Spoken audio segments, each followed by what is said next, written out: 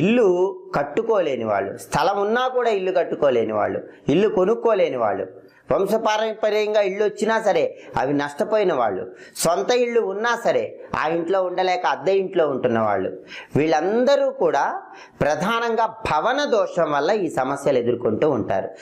మరి ఈ భవన దోషం పోవాలంటే ఏం చేయాలంటే పరిహార శాస్త్రంలో ఒక అద్భుతమైన పరిహారం చెప్పారు. ఆ పరిహారం ఏంటంటే కందిపప్పు, మినప్పప్పు, పెసరపప్పు మర ఆడించి పిండిలాగా చేసుకున్నాక ఆ 3 పిండ్లు కలపాలి.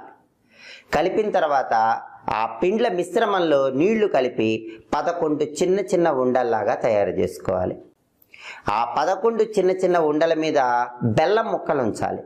అలా బెల్లం ముక్కలు ఉంచిన తర్వాత ఆ 11 చిన్న చిన్న ఉండలు బుధవారం పూట గోవుకి ఆహారంగా తినిపించాలి.